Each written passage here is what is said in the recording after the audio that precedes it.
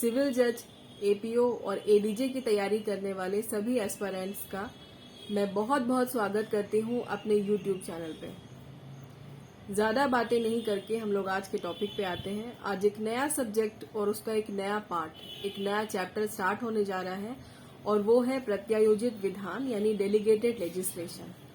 तो सबसे पहले इसकी परिभाषा और इसका अर्थ हम समझते हैं। इसकी एक सटीक परिभाषा देना संभव नहीं है।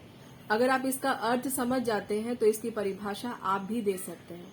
वैसे किताबों में इसकी बहुत सारी परिभाषा दी गई है, बहुत सारे जुरिस्ट ने इसकी परिभाषा दी है अपने अपने तरीके से। आपको जिनकी भी डेफिनेशन अच्छी लगे, आपको जो पढ़ने में सहूलियत लगे, उनकी डेफिनेशन अगर आप अपने मेंस के लिए इसका नोट्स तैयार कर रहे हैं तो उसमें जरूर डालिएगा। इससे आपके आंसर का वेटेज बढ़ेगा और आपका आंसर एक खूबसूरत मोड पे चला जाएगा। मुझे सामन की डेफिनेशन बहुत अच्छी लगी और बहुत इजी लगी, इसलिए वो मैंने अपने शॉर्ट नोट में लिखी थी और आपको कल दिखाई भी थी। स्टार्ट करते हैं डेलीगेटेड लेजिस्लेशन। जब कोई वरिष्ठ अपने अधीनस्थ को अपने कार्य और अपनी शक्ति का अंतरण करता है, यानी कि जब कोई सुपीरियर अपने सबॉर्डिनेट को अपने पावर को ट्रांसफर करता है, अपने वर्क का ट्रांसफर करता है, तो यही प्रोसेस जो है डेलीगेट करना कहा जाता है। यानी वो जब अपनी शक्ति को किसी और को सौंपता है। कौन सी शक्ति? कानून बनाने की शक्ति। क्या शक्ति होगी? जब सरकार की हम शक्तियों की बात करते हैं, संसद की शक्ति की बात करते हैं, तो एक ही शक्ति पता चलती है, कानून बनाने की। तो जब अपनी कानून बनाने वाली शक्तियों का अंतरण वो अपने से नीचे यानी अधीनस्थ अधिकारियों को सौंपता है, तो यही कहा जाता है कि यही प्रोसेस जो है डेलीगेटेड लेजिस्लेशन, यानी इसी को कहते हैं प्रत्यायोजित विधान। इसको लाने की जरूरत क्यों पड़ी? मतलब डेलीगेटेड लेजिस्लेशन क्यों आया? क्योंकि जैसे जैसे दुनिया बढ़ती जा रही है, समाज बढ़ता जा रहा है, हर चीज में तब्दीली हो रही है, हर चीज में नयापन आ रहा है, हर कुछ नए आविष्कार हो रहे हैं। इसके लिए कोई भी एक संस्था, कोई भी एक बॉडी पूरे देश को अकेले नहीं चला सकती। उसको पूरे देश को चलाने के लिए अपने साथ में काम करने वाले लोगों की जरूरत पड़ती ही पड़ती है। तो यही जो है ओरिजिन होता है यहीं से डेलीगेटेड लेजिस्लेशन का। और अब हम देखते हैं डेलीगेटेड लेजिस्लेशन के डेवलपमेंट के कुछ पॉइंट्स हैं, कुछ रीजन हैं, वो हम एक एक करके समझेंगे, जो कि कल मैंने आपको शॉर्ट नोट्स में एक और अलग सी वीडियो दिखाया था आपको। अगर आप लोगों ने नहीं देखा है तो उसको देखिएगा, उसके बाद मेरा लेक्चर सुनिएगा। तो एक एक पॉइंट हम स्टार्ट करते हैं। सबसे पहला रीजन रहा डेलीगेटेड लेजिस्लेशन के डेवलपमेंट का, संसद के पास में समय की कमी होना। अगर आप लोग नहीं जानते हैं कि कानून बनाने का काम किसका है, तो ये मैं आपको एक बार फिर से याद दिलाना चाहूंगी कि हमारी गवर्नमेंट की 3 बॉडीज होती है, जिसको पहली बॉडी जो हमारी होती है उसको हम लोग संसद भी कहते हैं, जिसको विधायिका भी कहा जाता है, लेजिस्लेचर। दूसरी बॉडी होती है कार्यपालिका, जिसको हम लोग बोलते हैं एग्जीक्यूटिव। और तीसरी बॉडी होती है न्यायपालिका, जिसको हम लोग कहते हैं जुडिशरी। तो यहाँ पे कानून बनाने का काम होता है विधायिका का और लागू करने का काम होता है कार्यपालिका का। और ये कानून सही से बने हैं कि नहीं, संविधान के साथ साथ है कि नहीं, क्या वो संविधान के उपबंधों का उल्लंघन करते हैं, यानी संविधान के प्रोविजन जो है उसके अगेंस्ट में बात करते हैं, तो जुडिशरी इसको देखता है।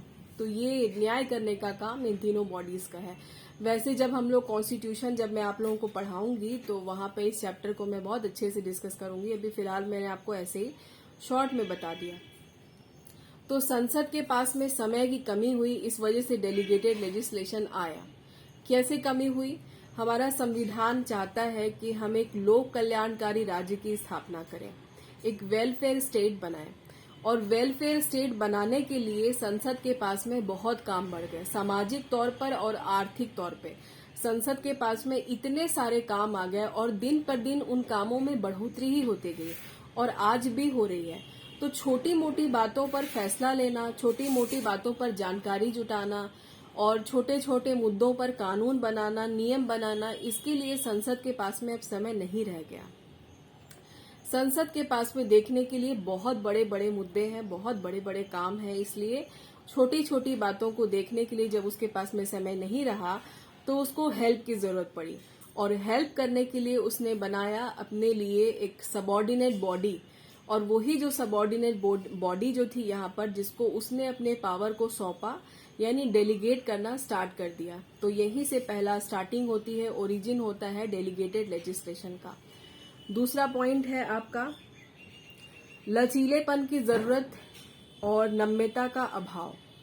लचीलेपन की जरूरत का मतलब यहाँ पर फ्लेक्सिबिलिटी से है, यानी कि संविधान में या किसी भी कानून में संशोधन करना बहुत आसान काम नहीं है। ये बहुत लंबा चौड़ा प्रोसेस होता है, और संसद में कानून कैसे बनते हैं, कैसे उनमें संशोधन होता है, ये आप लोगों ने प्रोसेस देखी होगी। अगर आप लोगों ने कॉन्स्टिट्यूशन को अच्छे से पढ़ा होगा तो आप लोग को बहुत अच्छे से पता होगा कि कॉन्स्टिट्यूशन में डिटेल में बताया गया है कि संविधान में संशोधन करने की क्या क्या प्रक्रिया है, और वो आसान नहीं है, लेकिन वो इतनी मुश्किल भी नहीं है कि संशोधन हो ना सके। संशोधन तो होते ही हैं, लेकिन ये है कि वो प्रक्रिया आसान नहीं है। तो जब जब जरूरत पड़े तब तब बदलाव किया जा सके, और बदलाव के लिए हमें संसद के पास में नहीं जाना पड़े। जो भी सबॉर्डिनेट बॉडीज होती हैं वो अपनी जरूरत के मुताबिक रूल्स, रेगुलेशंस और नोटिफिकेशन वगैरह इशू करते रहती हैं। उनको जैसे जैसे जरूरत पड़ती है वैसे वैसे वो अपना काम करती हैं। इसके लिए उनको संसद के पास जाने की जरूरत नहीं होती, और एक बार संसद में कानून बनाना और उसमें संशोधन करना आसान नहीं है। प्रस्ताव लाना पड़ता है, उसमें वोटिंग होती है, फिर उसके बाद लोकसभा राज्यसभा दोनों से पारित होता है, फिर राष्ट्रपति के सिग्नेचर होते हैं। बहुत लंबा चौड़ा प्रोसेस है। तो इतने लंबे चौड़े प्रोसेस के लिए हो सकता है कि जरूरत ना हो, इतना लंबा चौड़ा प्रोसेस के लिए वक्त ना हो, और हमें इंस्टेंट कोई ऑर्डर पास करना हो। तो ये जब डेलीगेटेड लेजिस्लेशन हमने बनाया और अपने पावर जो है अपने सबॉर्डिनेट को सौंप दिए, तो उनको ये अधिकार भी दे दिया कि जब जैसे और जहां जरूरत पड़े आप इसमें संशोधन भी कर सकते हैं, और आप अपने हिसाब से इस कानून को लागू भी कर सकते हैं। थर्ड नंबर पॉइंट है आपातकाल की स्थिति। आपातकाल की स्थिति यहाँ पर वो इमरजेंसी से मतलब नहीं है सिर्फ कि जो कॉन्स्टिट्यूशन में जो हमारी इमरजेंसी बताई गई है वो नहीं। आपातकालीन स्थिति का मतलब होता है जब ऐसी जरूरत पड़े जहां पर हमें इंस्टेंट कानून बनाना हो, तुरंत कोई रूल बनाना हो, तुरंत कोई ऑर्डर पास करना हो, और उसके लिए संसद से परमिशन लेने का हमारे पास वक्त ना हो।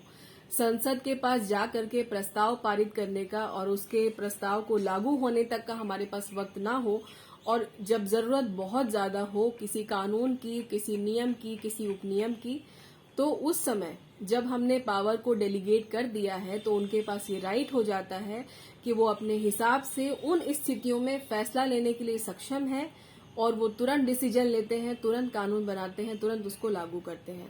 तो ये भी एक पॉइंट, एक रीजन है डेलीगेटेड लेजिस्लेशन के डेवलपमेंट का।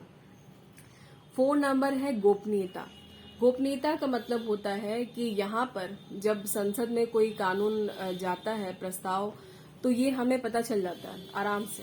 हमारा मीडिया ही इतना जोर शोर से चीख के चिल्ला के हमें बताते रहता है कि ये कानून प्रस्तावित होने जा रहा है, इस पर आज यहाँ लोकसभा में वोटिंग है तो कल राज्यसभा में वोटिंग है। तो ये हमें साफ साफ पता चलता है। लेकिन डेलीगेटेड लेजिस्लेशन जो होते हैं, जिन्हें पावर डेलीगेट कर दिए होते हैं, वो किस कानून को कब लागू करेंगे, कब किस कानून को वो बनाते हैं, कब लागू करते हैं, वो ये तब तक पता नहीं लगने देते हैं जब तक वो इन्फोर्स होके हमारे सामने नहीं आ जाता। जब तक वो कानून लागू हो नहीं जाता, पारित नहीं हो जाता, मतलब चलन में नहीं आता, तब तक हमें पता नहीं चलता। डेलीगेटेड लेजिस्लेशन के पास में ये चीज गुप्त रहती है जब तक वो उसको लागू नहीं कर देते, पारित नहीं कर देते। 6 नंबर में है प्रयोगात्मक कृत्यों का अभाव। संसद के पास में प्रयोग करने के लिए जो काम होते हैं उसका, इसका क्या मतलब है ये मैं आपको बताती हूँ। प्रयोगात्मक कृत्य का मतलब होता है कि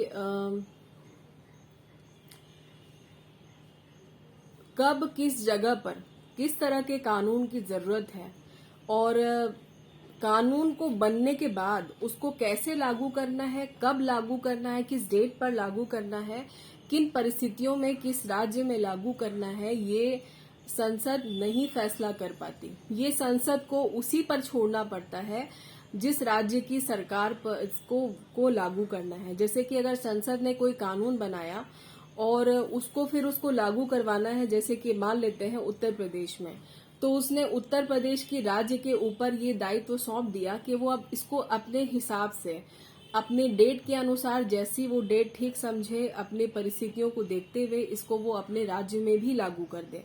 लागू तो उसको करना ही है, वो लागू होने से रोक नहीं सकती, लेकिन वो अपने अनुसार लागू करेगी। तो ये प्रयोगात्मक कृत्य का मतलब यही होता है कि संसद एक प्रयोग करने की कोशिश करती है कि हमने तो कानून बना दिया, लेकिन इसको किन परिस्थितियों में कैसे लागू करना है ये उन राज्य सरकारों पर छोड़ दिया जिनकी परिस्थिति वो खुद देख रही हैं, उस परिस्थिति से वो निपट रही हैं क्योंकि वो उस राज्य में रहती हैं। इसके बाद आता है वैवेकिक विषय। वैवेकिक विषय के पहले मैंने एक पॉइंट छोड़ दिया है, स्थानीय विषय 5 नंबर पॉइंट है, सॉरी उसके लिए मैं आगे बढ़ गई। प्रयोगात्मक कृत्य मैं समझा देती हूँ अभी। स्थानीय विषय का मतलब होता है कि जिस स्थान विशेष के लिए विधि बनानी है, जिस स्थान विशेष के लिए हमें कानून बनाना है या कोई ऑर्डर पास करना है, उसके बारे में वहां की लोकल बॉडीज यानी लोकल अथॉरिटी ही जान सकती है। वहां संसद के जो सांसद होते हैं वो उसको नहीं जान पाते, क्योंकि वहां बैठे बैठे वो ये नहीं सोच पाते हैं कि वहां की परिस्थिति कैसी है, वहां की सिचुएशन क्या है। उनको उन लोकल बॉडीज और अथॉरिटी पर ही ये बात छोड़ देनी चाहिए कि वो अपने सिचुएशन को देखते हुए, अपने राज्य की परिस्थिति को देखते हुए उसी अनुसार कानून बनाए। एग्जाम्पल के लिए बिहार का हम उदाहरण लेते हैं। बिहार में हर साल एक बाढ़ प्रभावित क्षेत्र है बिहार। जब यहाँ बारिश बहुत होती है मानसून के सीजन में, तो हर साल बाढ़ आ जाती है। अब बाढ़ से निपटने के लिए किस तरह की रूल रेगुलेशन बनाने हैं और राहत पहुंचाने के लिए कैसी कैसी क्या करना है, क्या प्रोविजन अपनाने हैं, किस तरह की सहायता करनी है, कैसे क्या करना है, तो वो यहाँ की सरकार ही समझ सकती है। तो ये जो है संसद उन्हीं लोगों पर छोड़ देती है जो लोग वहाँ के रहने वाले लोकल अथॉरिटी हैं और जो वहाँ की सरकार है, जो वहाँ के लोगों को देख रहे हैं, वहाँ की परिस्थितियों से अच्छी तरह वाकिफ हैं। अब एक आता है वैवेकिक विषय। वैवेकिक विषय में ये होता है कि कुछ कुछ ऐसे भी समय आता है जहाँ पर इंस्टेंट डिसीजन लेने की जरूरत पड़ती है कि मेरे सामने, जैसे कि मैं कोई डीएम हूँ और मुझे अपने शहर के लिए इंस्टेंट डिसीजन लेना है, या फिर मैं प्रधानमंत्री हूँ, मैं मुख्यमंत्री हूँ और मुझे अपने राज्य के लिए इंस्टेंट डिसीजन लेना है, तो वो इंस्टेंट डिसीजन मेरे ऊपर निर्भर करता है। मेरा वो डिस्क्रिएशन है, मेरा विवेक है, मैं अपने दिमाग से फैसला लूंगी अपने जरूरत के मुताबिक। इसके लिए मैं संसद से परमिशन लेने नहीं जाऊंगी, मुझे उसी समय फैसला ले लेना है। और कुछ टेक्निकल नॉलेज, जो भी हमारे सांसद होते हैं उन्हें हर चीज की नॉलेज नहीं होती, यानी कि वो जब वहां बैठे हुए हैं तो उन्हें राजनीतिक पहलू के अलावा बहुत सारे ऐसे टॉपिक्स हैं, ऐसे सब्जेक्ट्स हैं, ऐसे विषय हैं जिनमें उनको नॉलेज नहीं होती। उसके लिए उन्हें एक्सपर्ट्स की जरूरत होती है। एक्सपर्ट की जरूरत कैसे? जैसे कि स्पेस के लिए, रिसर्च एंड डेवलपमेंट के लिए उनको अलग डिपार्टमेंट चाहिए होता है, मेडिकल फैसिलिटीज के लिए अलग डिपार्टमेंट चाहिए, फिर उसके बाद एग्रीकल्चर के लिए उन्हें अलग डिपार्टमेंट चाहिए। तो इन्हें इस चीज के लिए एक्सपर्ट की जरूरत होती है। जो जिस फील्ड में होता है वो उस चीज का एक्सपर्ट होता है। तो इसके लिए सांसदों को अपने पावर को उन्हें डेलीगेट करना ही पड़ता है जो कि उस फील्ड से रिलेटेड होते हैं, क्योंकि टेक्नोलॉजी दिन प्रतिदिन बढ़ती ही जा रही है और बहुत आगे जाती जा रही है, और हर फील्ड की टेक्निकल नॉलेज हर व्यक्ति को नहीं होती। इसीलिए डेलीगेशन जो है बहुत इम्पोर्टेंट रहा। यही है कुछ रीजन डेवलपमेंट के जहां पर डेलीगेटेड लेजिस्लेशन आज इतना इम्पोर्टेंट है हमारे लिए। और बिना डेलीगेट किए पावर संसद जो है कुछ भी काम नहीं करती है। अगर आप अच्छे से अपनी बुक को स्टडी करेंगे तो आप जान पाएंगे कि डेलीगेटेड लेजिस्लेशन कितना इम्पोर्टेंट है और क्यों बार बार डेलीगेट किया जाता है, और मतलब डेलीगेट पहले से ही है और बार बार वो अपने पावर को देते हैं। अपने कानून बनाने के बाद वो इम्प्लीमेंट कराने के लिए, लागू करवाने के लिए कार्यपालिका को सौंप देते हैं। तो ये हो गए डेलीगेशन के कुछ रीजन, डेलीगेटेड लेजिस्लेशन का इतना विकास क्यों हुआ। अब आते हैं हम लोग अपने अगले टॉपिक। अगला टॉपिक है डेलीगेटेड लेजिस्लेशन और एडमिनिस्ट्रेशन के पावर में क्या फर्क है। पहले जब मैंने इस बुक को नहीं पढ़ा था और जब मैंने इस चैप्टर को स्टडी नहीं किया था, तब मुझे लगता था कि कोई भी भेद नहीं है, कोई फर्क नहीं है। लेकिन पढ़ने के बाद पता चला कि सच में बहुत फर्क है, और आप भी इसको पढ़ेंगे और आज मेरी बात सुनेंगे तो आपको भी ये बात पता चल जाएगी, और ये बात जाननी बहुत जरूरी है। तो क्या भेद है? सबसे पहला फर्क है पब्लिशिंग का। अब आप लोग सोच रहे होंगे इसमें पब्लिशिंग कहाँ से आ गया। तो पब्लिशिंग यहाँ से आया कि जब भी कोई ऑर्डर इशू होता है डेलीगेटेड लेजिस्लेशन के लिए संसद की तरफ से, तो वो जो भी ऑर्डर्स होते हैं ना, उसको नोटिफिकेशन में गजट इशू करके प्रकाशित किया जाता है, पब्लिश किया जाता है। ऐसे कोई आम ऑर्डर नहीं होते हैं वो। तो क्या कैसे करते हैं? नोटिफिकेशन में गजट, राजपत्र में अधिसूचना जारी करके उनको उनका जो ऑर्डर है वो पब्लिश किया जाता है। तो ये किनके लिए है? ये उन लोगों के लिए है जिनको संसद ने अपने पावर जो है डेलीगेट किए हैं। तो जब भी उनको कोई इन्फॉर्मेशन, उनके लिए कोई ऑर्डर होता है, तो यहाँ पर नोटिफिकेशन में गजट इशू होता है, और तब उनके लिए वो ऑर्डर प्रकाशित किए जाते हैं। लेकिन एडमिनिस्ट्रेशन के में ऐसा नहीं होता। अगर एडमिनिस्ट्रेशन में किसी व्यक्ति को हमें पर्टिकुलर कोई ऑर्डर देना है, कोई पब्लिक सर्वेंट है और उसके लिए हमें कोई ऑर्डर इशू करना है, तो उसके लिए हमें नोटिफिकेशन में गजट निकालने की कोई जरूरत नहीं है। हम नहीं, जिन्हें भी ऑर्डर देना है, वो जो भी ऑर्डर पास होते हैं उनके लिए सरकार की तरफ से, तो वो जनरल ऑर्डर होते हैं, वो उन्हें नोटिस देके, सूचना देके, उन्हें इन्फॉर्म करके वो सूचित कर दिया जाता है। लेकिन उसके लिए राजपत्र में अधिसूचना प्रकाशित नहीं की जाती। ये है पहला फर्क। दूसरा फर्क है प्रशासन द्वारा अनुसरण करने वाली प्रक्रिया। यानी कि प्रशासन कोई और प्रक्रिया फॉलो करता है और डेलीगेटेड लेजिस्लेशन यानी अधीनस्थ विधान उसकी कोई और प्रक्रिया है। क्या प्रक्रिया है? प्रशासन यानी कि एडमिनिस्ट्रेशन, उनको फॉलो करना पड़ता है नेचुरल जस्टिस का रूल। नेचुरल जस्टिस के दो बहुत इंपॉर्टेंट रूल हैं। वैसे नेचुरल जस्टिस आपको एडमिनिस्ट्रेटिव लॉ में भी पढ़ना है, और आप जूरिस्प्रूडेंस जब फर्स्ट ईयर में पढ़े होंगे तो आपने ये जरूर पढ़ा होगा। ये जरूरी नहीं है कि आपको याद होगा, याद है तो बहुत अच्छी बात है। वो दो रूल आपके लिए पढ़ना बहुत इंपॉर्टेंट है। अगर हो सके तो आप उसको रट्टा ही मार लें। और वो दो रूल है नेमो जूडेक्स सुआ क्वाजा, और एक इसी के साथ है, मतलब यही है, या नेमो डेबिट एसे जूडेक्स इन प्रोप्रिया क्वाजा। इसका मतलब होता है नो वन शुड बी जज इन देयर ओन केसेस। कोई भी व्यक्ति अपने ही मामले में न्यायाधीश नहीं हो सकता, यानी कि निर्णय नहीं दे सकता। और दूसरी मैगजीन है ऑडी अल्ट्रेम पार्टम। इसका मतलब होता है listen to the other side, यानी फैसला देने के पहले दोनों पक्षों को बराबरी से सुनना होता है और सुनना चाहिए। तो ये दोनों रूल है जो कि प्रशासन को किसी भी मामले में निर्णय देने के पहले जो है फॉलो करने पड़ते हैं। कब फॉलो करने पड़ते हैं? जब उनके पास में कोई कानून ऐसा नहीं है जिसमें कि, जैसे मान लीजिए प्रशासन कोई निर्णय देने वाला है और उनको उसी अनुसार चलना है जो उनके एक्ट में लिखा हुआ उससे संबंधित जो कानून है। तो अगर जिस मामले में उन्हें निर्णय देना है उससे संबंधित कानून मौन है, उसके में कोई कानून बना ही नहीं है, उससे रिलेटेड कोई मैटर अगर आ गया तो उनको नेचुरल जस्टिस का रूल फॉलो करना पड़ता है। लेकिन डेलीगेटेड लेजिस्लेशन के जो डिपार्टमेंट है, जिनको भी पावर डेलीगेट किया हुआ है, उनको नेचुरल जस्टिस के रूल फॉलो नहीं करने पड़ते निर्णय देने के मामले में। नेक्स्ट पॉइंट है न्यायिक पुनर्विलोकन के मामले में भी फर्क है। कैसे?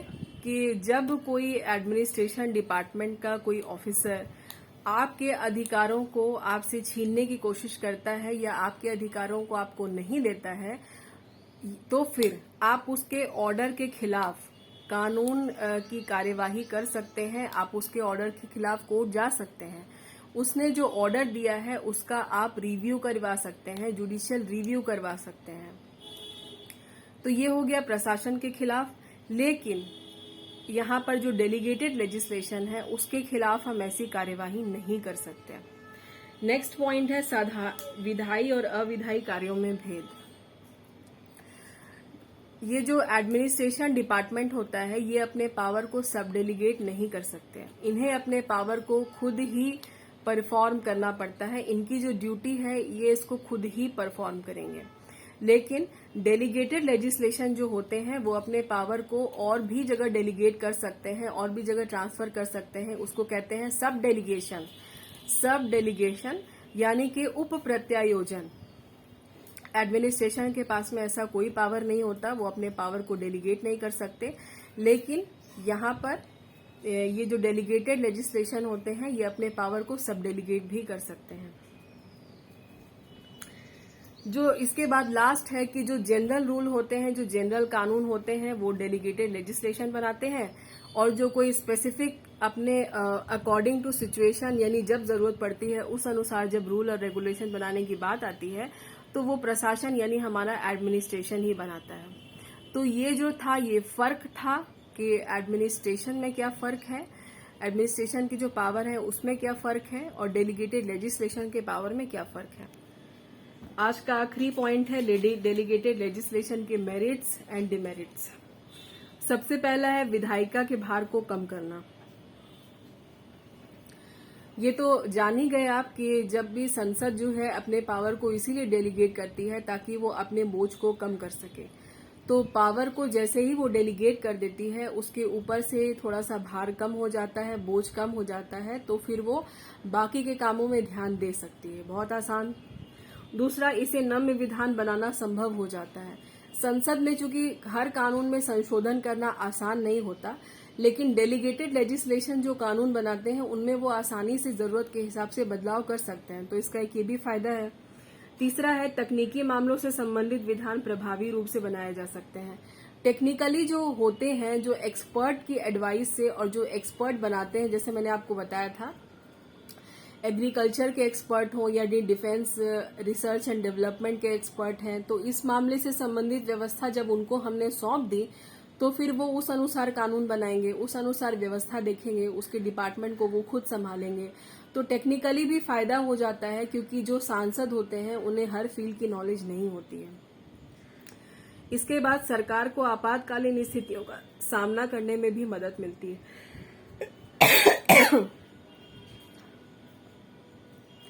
आपातकालीन अचानक से कोई परिस्थिति किसी राज्य में पैदा हो गई, कहीं दंगा हो गया, कहीं फसाद हो गया, कोई बाढ़ की सिचुएशन हो गई, कुछ भी हो गया, तो इंस्टेंट जब कानून बनाने की जरूरत पड़ती है तो वहां पर हेल्प करता है यही डेलीगेटेड लेजिस्लेशन। यही वहां की परिस्थिति को संभालता है। उस अनुसार जो रूल और रेगुलेशन जब बनाने होते हैं तो रूल भी बना देता है।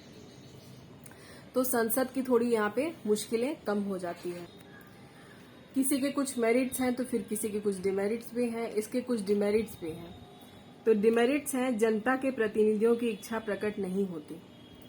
जो रिप्रेजेंटेटिव होते हैं जनता की तरफ से, जो आवाज उठाते हैं, उन लोगों से यहाँ पूछा नहीं जाता, क्योंकि यहाँ पर संसद अपने जरूरत के अनुसार और अपनी हेल्प के लिए पावर को डेलीगेट करती है। तो यहाँ पर उन प्रतिनिधियों की कोई जरूरत महसूस नहीं होती जो कि जनता की तरफ से आते हैं। जनता के प्रतिनिधि यहाँ कोई भी हो सकते हैं। तो जो हम चुन के भेजते हैं वो भी हो सकते हैं और भी लोग हो सकते हैं। तो वहां पर उनसे कोई भी विचार विमर्श, सलाह मशवरा नहीं करती है संसद। वो अपने अनुसार, अपनी जरूरत के अनुसार, अपनी हेल्प के लिए अपने पावर को डेलीगेट करती है। दूसरा कि आम जनता की राय भी शामिल नहीं होती, बिल्कुल शामिल नहीं होती। वो अपने पावर को डेलीगेट कर रही है अपनी सुविधा के लिए, तो वो आम जनता से क्यों पूछेगी? उसको अपने काम को आसान करना है। लास्ट है अधिसूचित किए जाने तक ये गुप्त होती है। तो जब तक पावर को जब डेलीगेट कर दिया गया और डेलीगेट करने के बाद जब वो अपने अनुसार उसको रूल्स और रेगुलेशन वो नहीं बना देते हैं, यानी उस कानून को वो लागू नहीं कर देते हैं, तब तक वो उनके पास में गुप्त ही रहती है। तो ये था कुछ मेरिट्स और ये था कुछ डिमेरिट्स। इसके मेरिट्स ज्यादा हैं, डिमेरिट्स बहुत कम है। अभी डेलीगेटेड लेजिस्लेशन में आज मैं इतना ही बताऊंगी। 24 मिनट्स का वीडियो ऑलरेडी हो चुका है, इससे ज्यादा मैं नहीं लंबा। लेकिन एडमिनिस्ट्रेटिव लॉ में, इसमें डेलीगेटेड लेजिस्लेशन में और भी बहुत सारी बातें होंगी जो कि मैं आपको नेक्स्ट वीडियो में बताऊंगी। उम्मीद करती हूँ कि आप लोगों को आज का सेशन पसंद आया होगा, आप इसको बहुत ध्यान से सुनेंगे, आपके लिए बहुत हेल्पफुल होगा, क्योंकि आपको बताने के लिए मैंने बहुत तैयारी की है, बहुत अच्छे से स्टडी की है और उसके बाद मैंने आप लोगों को समझाया है। मैंने आपको पहले ही बताया था कि आपको पढ़ाने के पहले मुझे भी पढ़ना होता है। उम्मीद करती हूँ कि आपको सच में पसंद आया होगा। अगर आपको पसंद आया है और आप सच में आगे बढ़ना चाहते हैं और अपनी स्टडी को बेसिक से बहुत अच्छा करना चाहते हैं, तो आप प्लीज मेरे चैनल को सब्सक्राइब कीजिए और बेल आइकन प्रेस कीजिए, ताकि समय समय पर मेरी वीडियोज जो हैं हर अल्टरनेट डेज पे आते रहते हैं। कभी कभी दूसरे दिन भी आ जाते हैं, वो समय के ऊपर है कि जैसा मेरे पास समय होता है तो वो आपको मिल जाए और आप अच्छे से स्टडी कर पाएं। लेकिन अगर आपको मेरी पढ़ाई समझ में नहीं आती तो आप बिल्कुल भी मेरे चैनल को सब्सक्राइब ना करें। और मेरे वीडियोस अगर पसंद आते हैं तो आप उसको प्लीज लाइक कीजिए, ताकि मुझे पसंद आ जाए, मुझे भी लगे कि मैं जो मेहनत कर रही हूँ वो बिल्कुल सही जगह कर रही हूँ। और अगर नहीं पसंद आता है तो अनलाइक कर दीजिए, ताकि मैं सुधार कर सकूं कि मुझे क्या जरूरत है। और आपकी जो परेशानी और आपकी जो समस्या है वो आप नीचे कमेंट बॉक्स में जरूर लिख के बताइए। आपका कोई सवाल है तो आप वो भी पूछ सकते हैं, और मेरे से कोई गलती हो गई है तो वो भी आप कमेंट सेक्शन में जरूर बताएं। अगले लेक्चर के साथ मैं आपसे बहुत ही जल्दी मिलूंगी। तब तक के लिए आप लोग सभी अपना ध्यान रखें, मन लगा के पढ़ाई करें। Bye bye.